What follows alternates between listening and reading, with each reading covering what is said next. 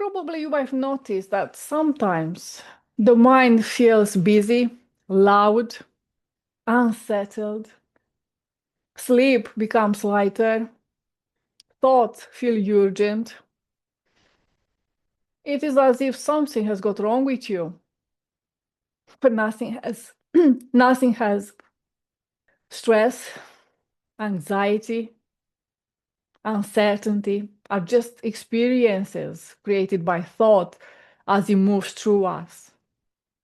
They can feel real, very convincing, but they're just temporary. What's underneath them is constant. The calm, grounded sense of you wasn't created by the good circumstances and isn't destroyed by the stressful ones. It doesn't vanish when the thinking feels heavier. It just gets covered for a while. And when the thinking settles, as always does, you don't become someone new. You just realize what was already there. And you might start wonder, if I know that my experience is created by thought, why do I still sometimes get tangled in it? It's simple. Because we are human. We don't live in understanding. We visit it.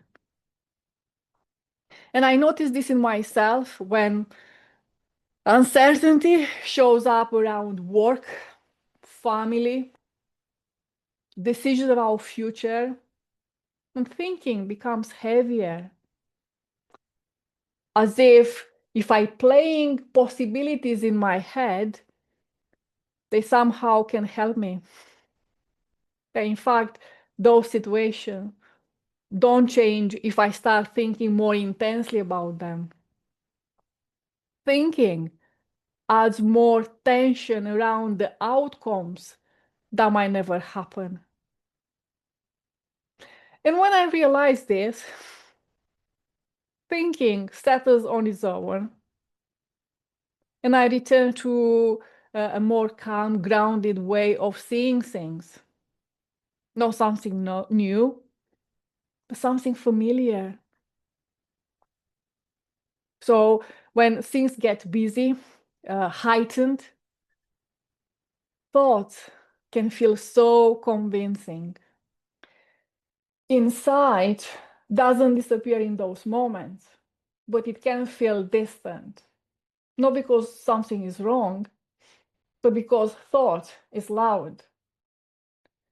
Understanding this principle doesn't prevent heavy thinking, but it just shortens how long we stay caught in it. So understanding how an experience is created allows thought to quieten on its own. Then clarity returns without effort.